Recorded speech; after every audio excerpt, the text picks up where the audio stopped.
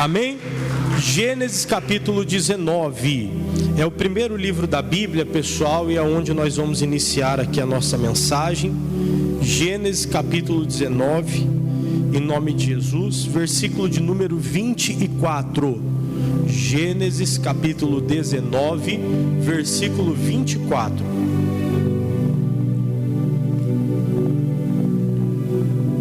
Glória a Deus.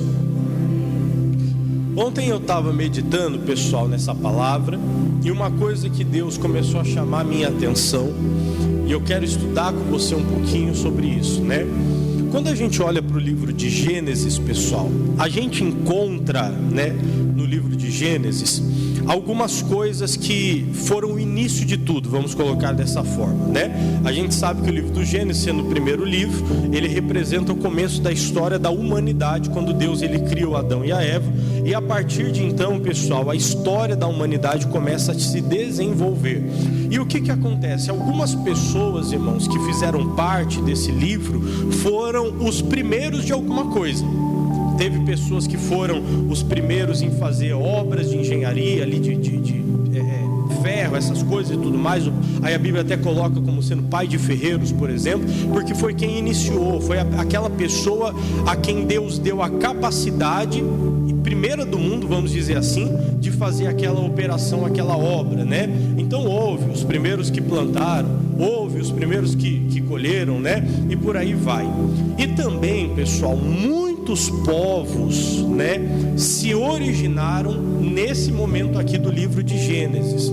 Muitas pessoas, vamos dizer assim, que deram início ao que se tornaria lá na frente uma grande nação, né? Então foram casamentos, enfim, filhos que nasceram e que foram crescendo, e que foram se multiplicando e que foram se tornando esses povos. O que a gente entende com algumas coisas aqui, pessoal? Então havia o povo de Deus, e todo aquele que não era do povo de Deus e que muitas vezes tinha um filho, aquilo ali poderia se tornar lá na frente um problema, entenda bem, para o povo de Deus. Por quê, pastor? Porque foi um povo, irmão, que muitas vezes, ao invés de se tornar amigo de Deus, tornava-se inimigo. Por quê, pastor? Muitas vezes nascia numa condição errada, às vezes de rebeldia, às vezes de pecado, e por aí vai. Porque a nação escolhida por Deus, pessoal, foi a nação de Israel. E essa nação começou a crescer, o que nós chamamos de os hebreus. E os hebreus eram um povo de Deus. E todo aquele que andava em comunhão com os hebreus, irmãos, era abençoado por Deus. Às vezes não era povo de Deus, mas só de ajudar os hebreus, de ajudar o povo de Deus, Deus também abençoava aquela nação, né? Por quê? Porque fez bem para um povo que era dele. E o que acontece, pessoal? A gente vai encontrar aqui na história agora uma passagem triste, vamos colocar dessa forma, e que vai gerar grandes prejuízos no futuro. Mas que você vai entender o seguinte, irmão, que muitas vezes a pessoa ela se baseia, né, em um passado, ela se baseia no histórico dela dentro da igreja, ela se baseia no tempo que ela tem de ministério. Às vezes ela se apoia em alguém da família que é de Deus, né? E o que ela faz? Ela acha que por ela ter essas coisas, ela já não precisa mais ser guiada por Deus. Ela acha que por ela ter muitas vezes, né, um tempo muito grande de igreja, ou por já ter feito a obra, ou por já ter sido muito usada por Deus, que ela já não precisa mais fazer o que tem que ser feito. E isso é um grande problema. Por quê, pastor? Porque muitos dos nossos atos, irmãos, geram frutos no mundo espiritual. São sementes que foram plantadas no dia em que a gente fez o que não devia, e aquelas sementes vão crescer, e ao longo dos anos elas vão germinar, e quando elas começarem a dar os frutos, que não vai ser agora, vai ser lá na frente, um prejuízo muito grande vai acontecer. Então eu preciso tomar cuidado, irmão, entenda bem, para não fazer o que desagrada a Deus hoje, confiando, vamos dizer assim, na minha história, né? Não, porque eu sou um pastor, isso quer dizer que eu posso fazer qualquer coisa. Não posso. Não é assim que as coisas funcionam. Eu preciso ter no meu coração muito claro a ideia de que se eu não fizer aquilo que agrada o Espírito Santo, eu vou ter um prejuízo muito grande lá na frente. E aqui eu quero falar com você, irmão, sobre a história do Ló. Quando eles saem de Sodoma e Gomorra, o Ló, ele era sobrinho de Abraão. Então o que tinha na veia do Ló, irmão, o sangue que corria na veia do Ló, era um sangue de um homem que era santo. a gente pode colocar como sendo uma descendência santa, uma geração santa, né? Então o que acontece, pessoal? O Ló, ele tinha uma genética boa. A genética do Ló era de um homem santo. O Abraão era um homem de Deus. Então se você pegasse, por exemplo, né, fizesse um exame de DNA, como hoje em dia tem, né, e você pegasse o DNA do Abraão e pegasse o DNA do Ló, embora o Abraão não fosse pai, ele era um parente próximo. Então havia ali certamente alguma coincidência, alguma coisa genética que combinasse, né? E o que acontece, pessoal? Essa genética do Ló não vai fazer, entenda bem, com que ele esteja isento de se fazer muitas vezes uma coisa errada. Nem ele, nem as filhas. Então ele sai da terra dos pais dele junto com Abraão. O Abraão é guiado por Deus a uma nova terra. O Ló está caminhando junto com ele nessa nova terra. Chega um determinado tempo que os dois crescem muito, porque ambos eram filhos de Deus. O Ló, inclusive era considerado no Novo Testamento como um homem justo, né? Então o Ló também prosperou, o Ló também cresceu. Chegou um período, irmão, em que a terra não comportava mais os dois. Por quê, pastor? Porque os dois começaram a crescer e começou a ter problema entre os pastores do Abraão e os pastores do Ló, porque certamente essa ovelha é minha, não, esse terreno é meu, você está entrando num lugar que é do Abraão, o outro, não, mas o Abraão é tio do Ló, eu posso entrar aqui? Começou a dar problema. E aí o Abraão, irmão, chamou o Ló e disse para ele, falou, olha, não tenha contenda entre mim e ti, nós somos família, né? Faz o seguinte, se você for para a direita, eu vou para a esquerda, se você for para a esquerda, eu vou para a direita, escolhe para onde você quer ir e vamos nos separar para que não haja problema entre nós. E assim eles fizeram. O Ló, pessoal, ao invés de consultar a Deus, ou de deixar o tio, que era um homem de Deus, né, pedir uma bênção ali, uma direção, para poder fazer a melhor coisa, ele olhou para as campinas do Jordão e viu que aquela terra era boa, né? Uma terra bonita, agradável aos olhos, uma terra provavelmente muito verde, né? Onde havia muita beleza, e a Bíblia diz, né, que era como o jardim do Senhor. Então realmente era um lugar muito bonito. E o Ló, pessoal, olhou para aquilo ali, os olhos do Ló se encheram. E ele disse, bom, vou para aquela terra. E se separou do tio, se despediram e cada um foi para um canto. Essa terra, irmão, das campinas do Jordão, futuramente é o que nós chamamos de Sodoma e Gomorra, né? Que futuramente viria a ser destruída por Deus. Por quê? Por causa do pecado. O pecado que havia naquela terra, irmão, um pecado de prostituição muito grave que havia ali, né? Fez com que Deus decidisse destruir aquele lugar. E mandou um recado, né, avisando Ló, dizendo para ele, Ló, sai da terra, porque nós vamos destruir, não vai ficar nada nessa terra. Enfim, o Ló saiu. Quando ele saiu, pessoal, no meio do caminho, né, ficaram para trás muitos familiares, os genros dele, por exemplo, sequer acreditaram quando ele falou que Deus ia destruir aquele lugar, ainda riram da cara dele. E aí quando ele sai, puxado pelo anjo, porque ele demorou para sair, e aí a Bíblia diz que o anjo pegou ele pela mão, falou, Jó, vamos embora, Deus vai destruir, puxou e levou ele para fora. A Bíblia diz que no meio do caminho, a esposa dele olhou para trás, e a Bíblia diz que ela ficou convertida em uma estátua de sal. E o que acontece, pessoal? O Ló seguiu a vida dele. Aí aqui no versículo 24, ó, Gênesis 19, 24, vai dizer assim para nós, ó. Quem achou, diga amém. Então o Senhor fez chover enxofre e fogo do Senhor desde o céu sobre Sodoma e Gomorra, e derribou aquelas cidades e toda aquela campina, e todos os moradores daquelas cidades, e o que nascia da terra. E a mulher de Ló olhou para trás e ficou convertida numa estátua de sal. E Abraão levantou-se aquela mesma manhã de madrugada, e foi para aquele lugar onde estivera diante da face do Senhor. E olhou para Sodoma e Gomorra e para toda a terra da campina, e viu, e eis que a fumaça da terra subia como fumaça de uma fornalha. E aconteceu que, destruindo Deus as cidades da campina, Deus se lembrou de Abraão e tirou Ló do meio da destruição, derribando aquelas cidades que Ló habitara. Então você percebe que, por amor, pessoal, ao Abraão, Deus livrou a família dele. E qual que é a questão aqui agora, pessoal? Havia em Ló, então, essa genética santa, de um homem de Deus, de um homem santo. E Deus livrou verdadeiramente o Ló por causa disso. Versículo 30. E subiu Ló de Zoar, e habitou no monte, e as suas duas filhas com ele, porque temia habitar em Zoar. E habitou aonde, pessoal? Em uma caverna ele e as suas 2 filhas. Então quando eles saíram, pessoal, ele habitou numa terra, né? Saiu de Zoar, ficou com medo de habitar ali, entrou numa caverna, e a Bíblia diz que estava ele e quem mais? As 2 filhas. Então a esposa ficou para trás, que ficou convertida na estátua de sal.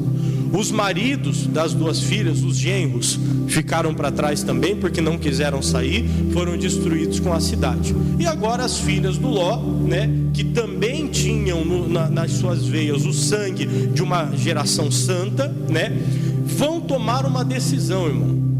Uma decisão que não vem de Deus. Por quê, pastor? Por causa de uma coisa que eu bato muito aqui com vocês. O momento da necessidade. As pessoas precisam tomar um cuidado muito grande quando elas estão passando por uma necessidade. Às vezes a necessidade é financeira, às vezes a necessidade é espiritual, às vezes a necessidade é sentimental, às vezes a necessidade é conjugal, às vezes, não importa qual seja. Muitas vezes a necessidade vem sobre a vida das pessoas, e tem gente que na hora da necessidade, irmão, faz besteira muito grande, porque ela não consegue controlar a si mesma. E a falta, irmão, do domínio próprio, que inclusive é uma das características do fruto do Espírito Santo, a falta de domínio próprio faz com que a pessoa faça uma besteira muito grande. E como eu disse, toda atitude que você comete, irmão, é uma semente que vai ser plantada no mundo espiritual e que vai crescer, que vai dar fruto e que pode ou abençoar a sua vida lá na frente ou destruir a sua vida lá na frente. Olha o que a Bíblia vai dizer, pessoal, sobre essas mulheres. Versículo 31. Então a primogênita disse à menor: o nosso pai é já velho, e não há varão na terra que entre a nós, segundo o costume de toda a terra. Vem, demos a beber vinho ao nosso pai, e deitemo-nos com ele, para que em vida conservemos a semente do nosso pai. Olha que coisa, irmão. Essa filha dele olhou para a mais nova, ela era primogênita, mais velha, olhou para a mais nova e teve uma ideia, irmão, que foi do diabo. Aquilo que vem de Deus, irmão, não desrespeita a palavra. Aquilo que vem de Deus nunca será uma coisa desacordo com a palavra de Deus. Se uma vez você tiver, às vezes, uma ideia, alguma coisa que surge no seu coração, mas que você percebe que aquilo é em desacordo com a palavra de Deus, esqueça. Tire da sua mente. Por quê? Porque o diabo, ele vai começar, irmão, a criar justificativas para você fazer aquilo que não deve.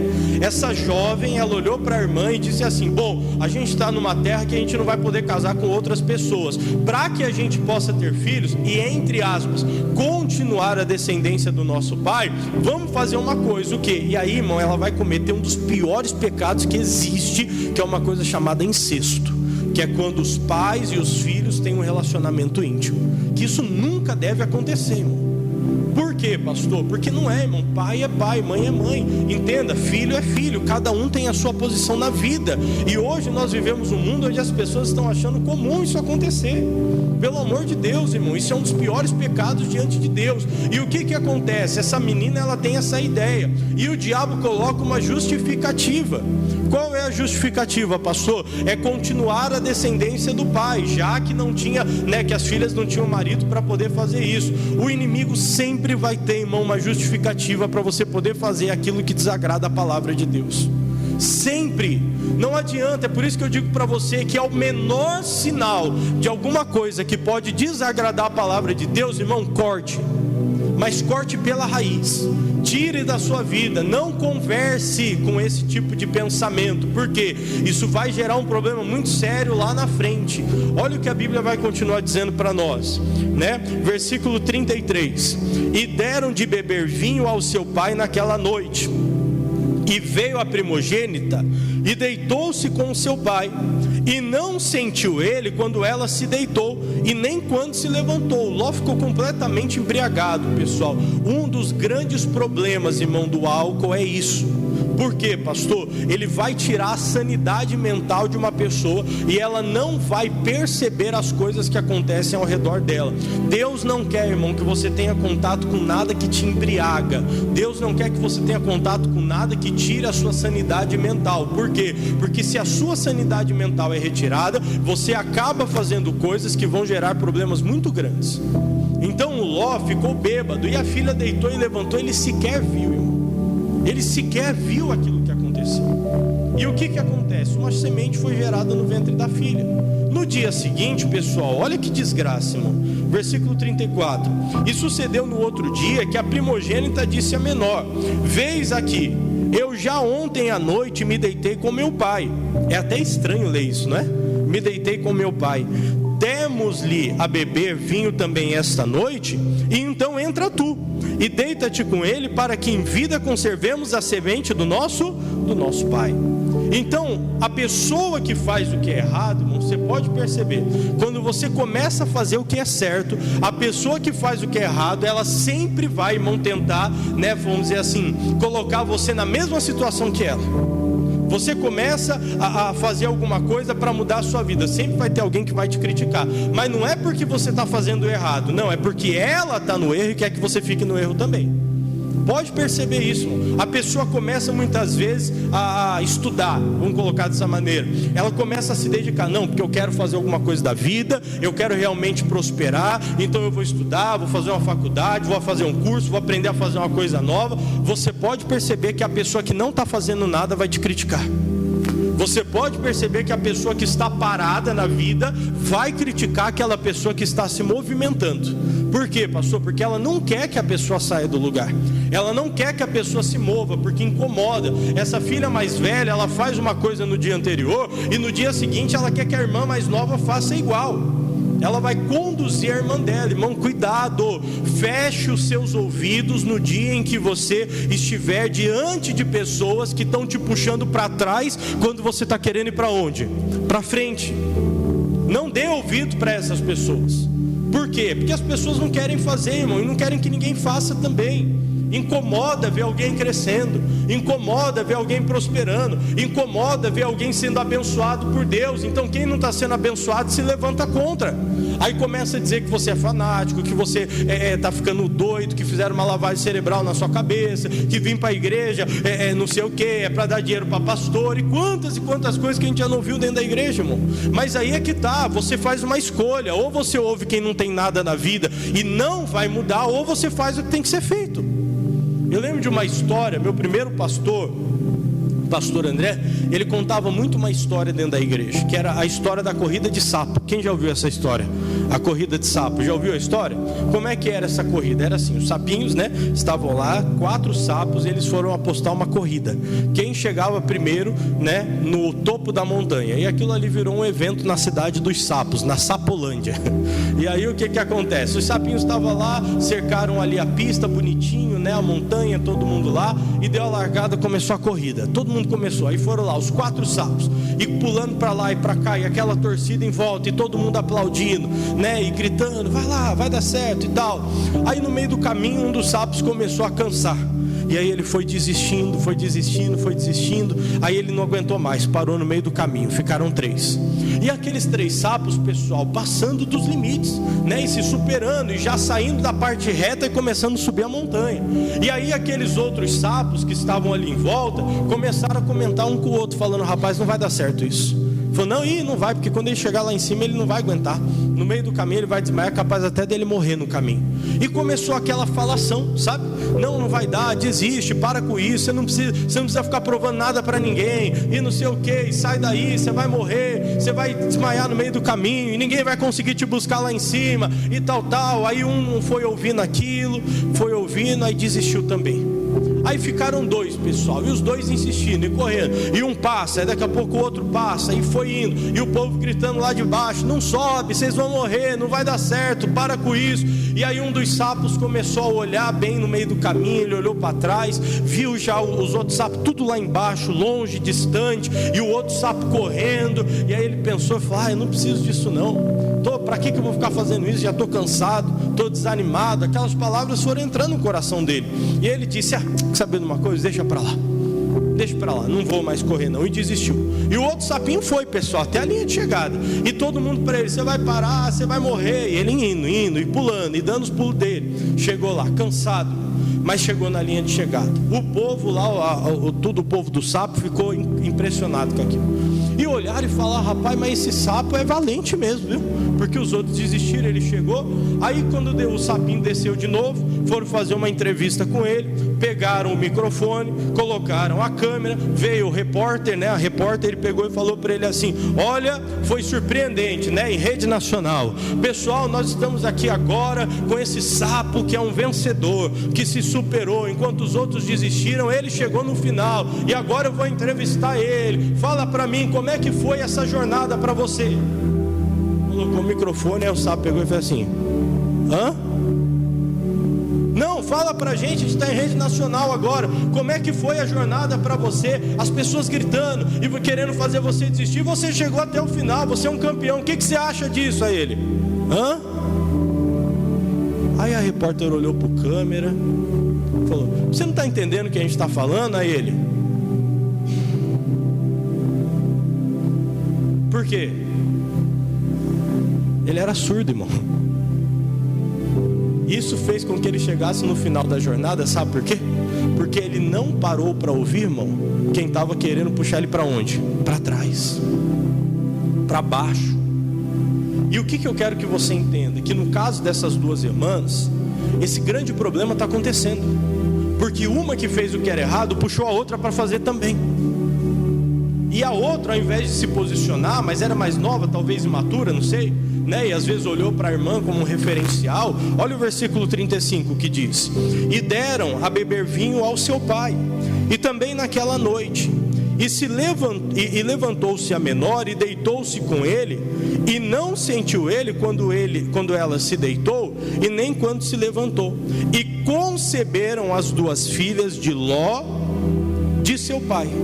Então olha que coisa, as duas ficaram grávidas e deram um filho, irmão. Mas é aqui que está o ponto que eu quero dizer para você agora, ó. Versículo 37.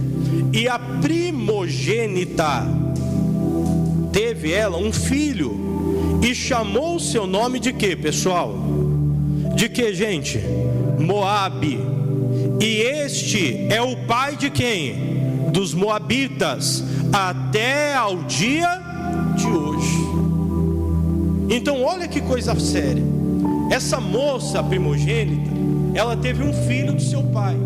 O nome do menino, Moabe, que se tornou o pai de um povo chamado Moabita.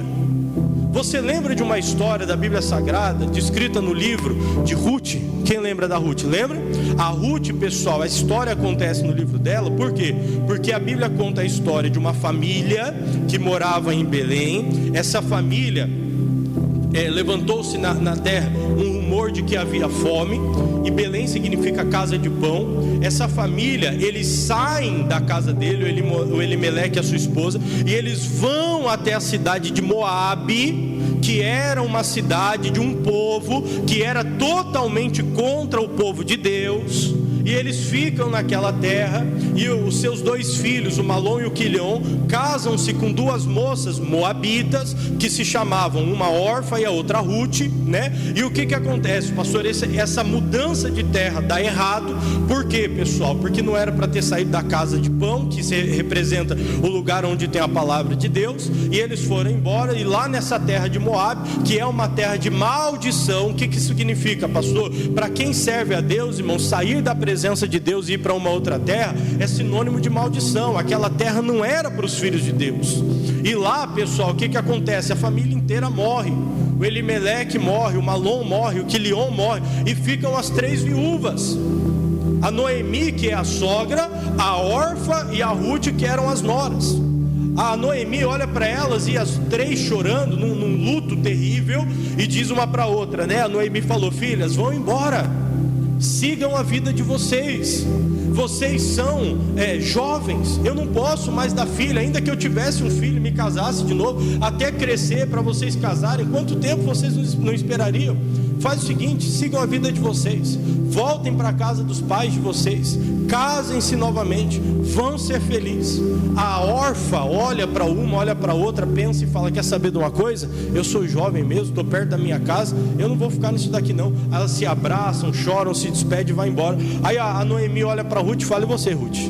Vai embora também. Aí a Ruth fala: eu não posso. Ela falou: não, vai, eu não tenho mais o que fazer, eu vou voltar para minha terra, lá eu vou ter algum familiar, vou viver o meu luto, vou sofrer o resto da minha vida, e seja o que Deus quiser.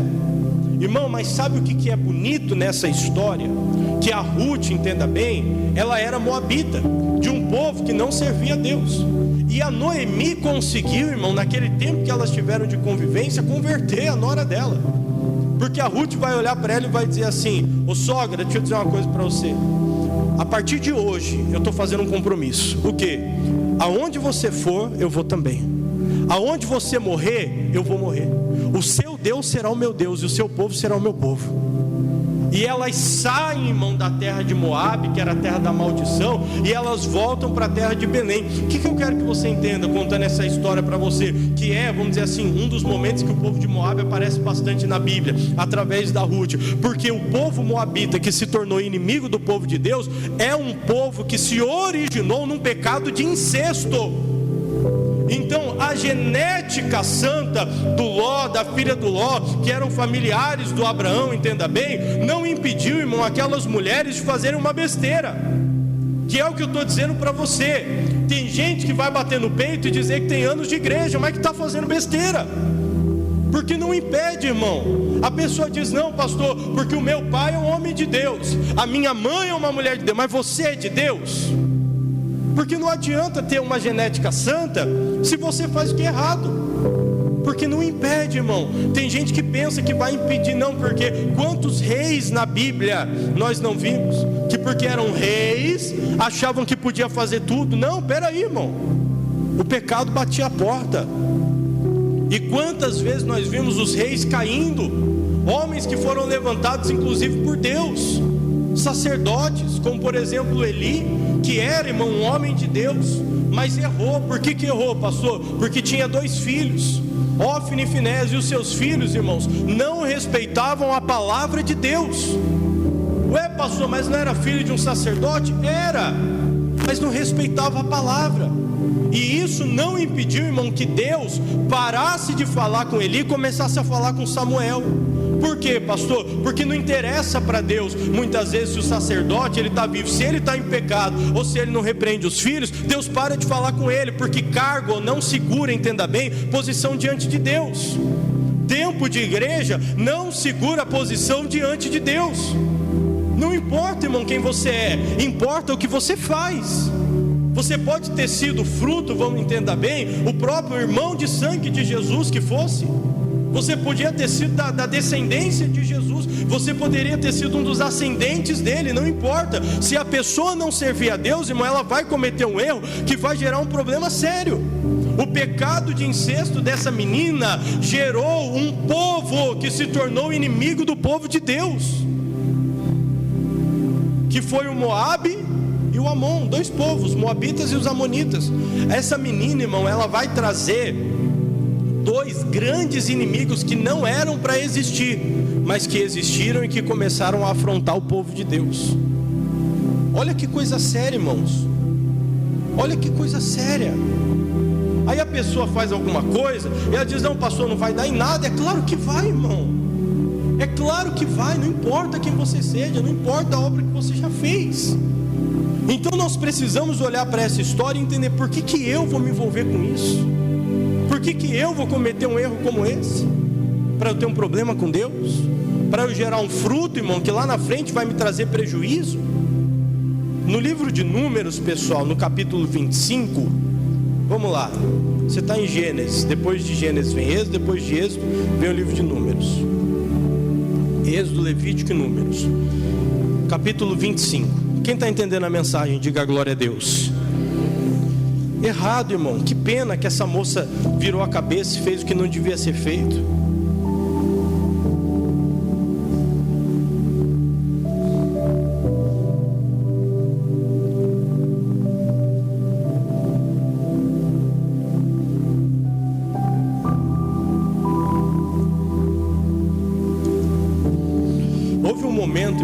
Sagrada, que a história vai contar para nós que levantou-se um profeta por nome Balaão, e esse profeta, irmão, ele foi impelido, vamos dizer dessa forma, o Balaão, ele foi impelido a profetizar contra o povo de Deus. Só que, irmão, ninguém, entenda bem, ninguém pode profetizar contra um povo que serve a Deus. Números 23, a Bíblia diz que contra os filhos de Jacó não vale nem encantamento e nem adivinhação. Aí a pessoa às vezes acha que ela pode prejudicar o povo de Deus. Não pode, ninguém pode, porque Deus é a nossa força. E o que acontece, pessoal, diante disso daqui? Entenda, a palavra vai dizer pra gente, irmão, que esse Balaão, ele foi pago pelo rei para poder profetizar contra o povo, e ele tentou. Você vê que ele não estava bem do juízo, ele tentou. E aí uma vez até no caminho, pessoal, ele estava andando com uma jumenta, lembra da história? Que aí a jumenta empacou, né? Quem trabalhou já em roça, essas coisas, sabe que quando o jumento empaca... Quem já mexeu com jumento na vida alguma vez? Já mexeu? Já empacou o jumento alguma vez, Benedita? Já empacou o jumento? Consegue tirar do lugar? Não tira, irmão. Você pode puxar o jumento, é ou não é, Paulo? O jumento empacou, não dá para fazer mais nada. Empacou a jumenta, pessoal. E aí o Balaão ficou bravo, começou a bater na jumenta. E bater na jumenta. Aí Deus deu voz para a jumenta. A jumenta olhou para ele: o que você está me batendo? Irmão, sinceramente, se a jumenta fala, eu saio correndo. Não é verdade? Pessoas chegam na sua casa e seu cachorro está falando com você, faz sentido nenhum, não é verdade? Tem. Eu tenho dois, o Jimmy e o Ian. A pessoa entra em casa, os dois estão falando: oi pai, tudo bem? Eu falo: tá amarrado em nome de Jesus, sai daí, né? Mas aí o que aconteceu? A jumenta pegou e começou a falar: o que você está me batendo? Aí o Balaão pegou e falou para ela: porque eu estou querendo andar e você não anda. Aí ela falou: eu não ando por quê? Você tem que perguntar também, né? Aí começou a discussão dos dois. Aí a jumenta falou: sabe por quê? Porque eu estou vendo um anjo ali no caminho, e o anjo está com uma espada desembainhada, que se a gente passar ele vai pegar a gente. E ficou naquela luta. Por quê? O Balaão estava querendo ir amaldiçoar o povo de Deus, e Deus estava segurando. Aí o Balaão, pessoal, usado pelo diabo, e não, volto a dizer, pastor, mas era um profeta, mas foi usado pelo diabo, irmão, não interessa. Aí ele pegou e falou assim, né? Ó, rei, vamos fazer o seguinte: eu já tentei, mas eu não consigo amaldiçoar o povo. Faz o seguinte: manda para o meio do povo mulheres estrangeiras, de costumes estrangeiros, que sirvam a outros deuses. E essas mulheres vão entrar no meio do povo e vão corromper o coração dos filhos de Deus. E quando corromper, eles vão começar a adorar outros deuses, vão se casar com essas mulheres, e Deus vai sair do meio do povo. E quando Deus sair do meio do povo por causa do pecado, é a hora de você ir lá e destruir eles, porque aí eles estarão vulneráveis. Quem eram essas mulheres, pastor? Versículo 1, pessoal, de Números. Israel deteve-se em Sitim, e o povo começou a prostituir-se com quem, pessoal? Com as filhas de quem? Dos moabitas. Quem são os moabitas? Descendência de um homem chamado Moabe, que foi gerado de uma filha que teve um incesto com o pai. Esse pai era Ló, que era sobrinho do Abraão, tinha o sangue do Abraão na veia. Mas olha o problema, irmão, que isso vai gerar. Várias e várias vezes o povo de Deus tendo conflito, caindo por causa do povo de Moabe. Não, pastor, mas é uma genética santa. Mas não interessa, está fazendo a atitude errada, irmão. Nós temos que tomar cuidado. Versículo de número 2 diz: e estas convidaram o povo ao que, pessoal? Aos sacrifícios dos seus deuses. Eles não serviam a Deus, serviram outros deuses, e levaram o povo a cair a outros deuses. E o povo comeu e inclinou-se aos seus deuses, e traíram a Deus, pessoal. Tudo por causa de uma atitude de uma mulher que lá atrás fez o que não devia ser feito. A gente olha para a nossa vida hoje, irmão, e às vezes a gente enxerga coisas que não eram para estar acontecendo. Mas por que acontece, pastor? Porque errou lá atrás, não fez o que tinha que ser feito. Eu falei para vocês do caso de Eli, mas eu podia citar para vocês também o caso do Samuel. Vamos lá, 1 Samuel, capítulo de número 8. 1 Samuel, capítulo 8. Isso é muito sério, gente. Não interessa, irmão, qual é o sangue que corre na sua veia. Interessa que você seja um homem de Deus, uma mulher de Deus, que faça o que tem que ser feito. Porque se não fizer, vai ter problema com Deus, vai gerar fruto, prejuízo.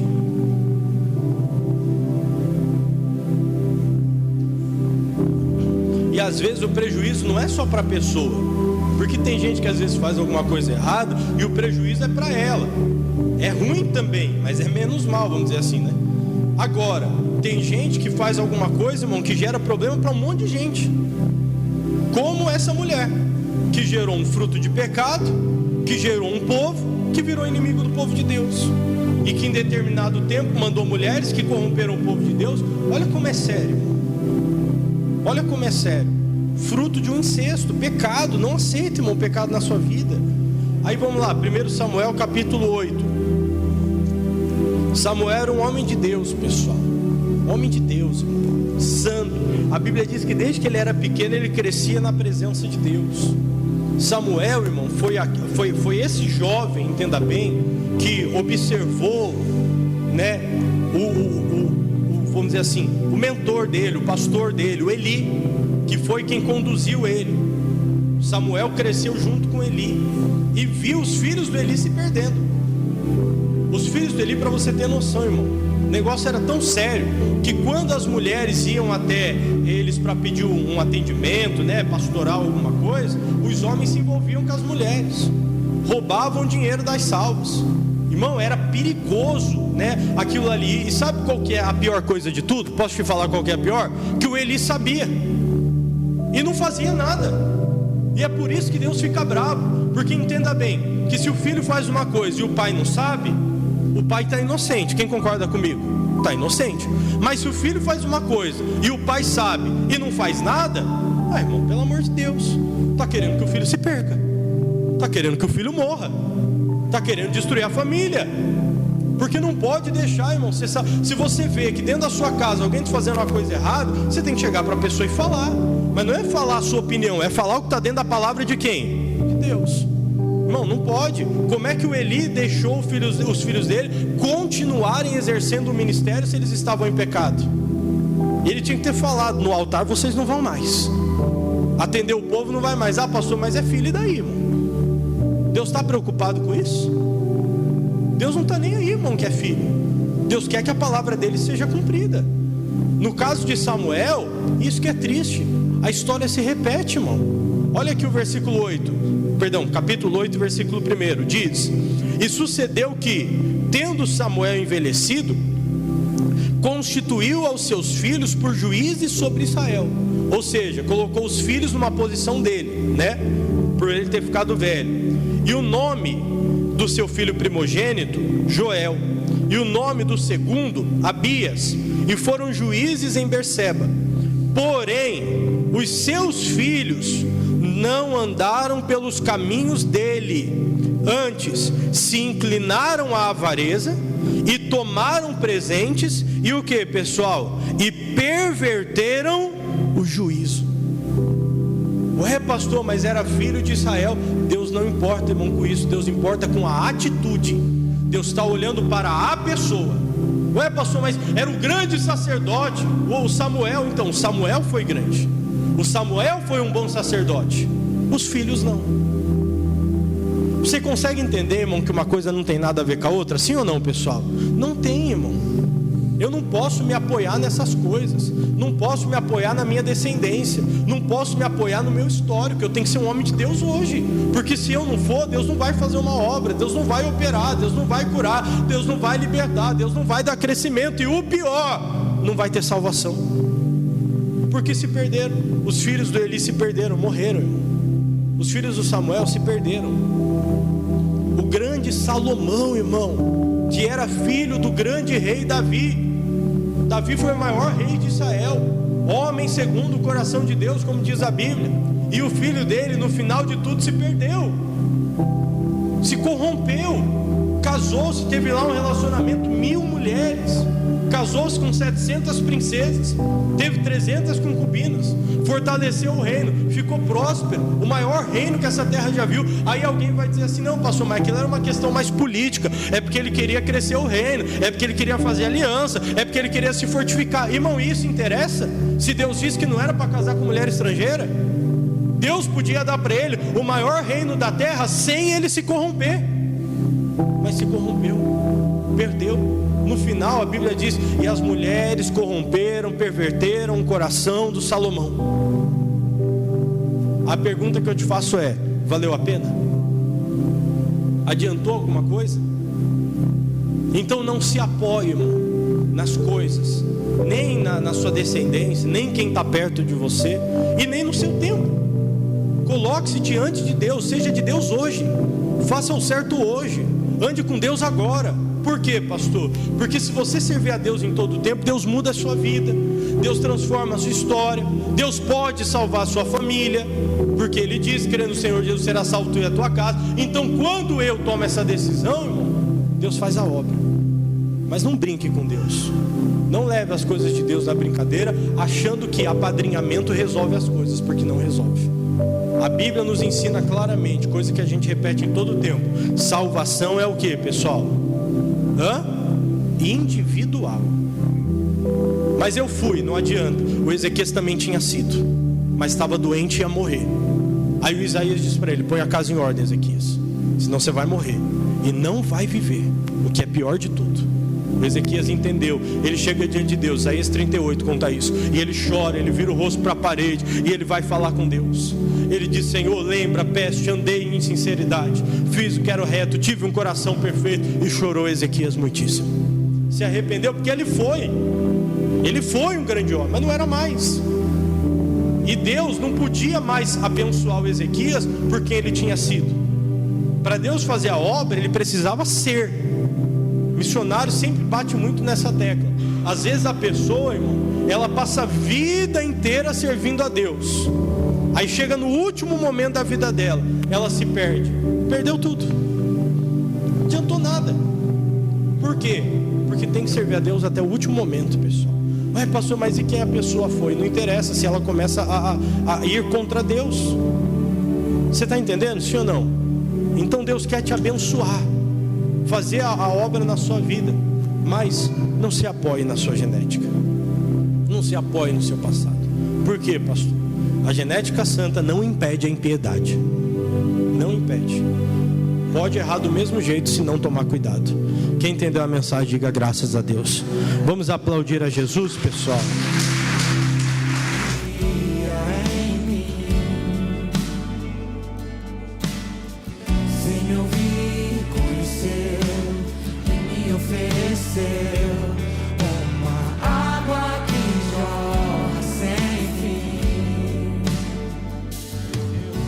Vai dizendo: Senhor, eu quero mais do teu Espírito sobre a minha vida. Aleluia, Espírito Santo. Buscar em outras fontes. Não precisarei aqui voltar pra minha sede saciar, uma vez que eu já ouvi Deus falar.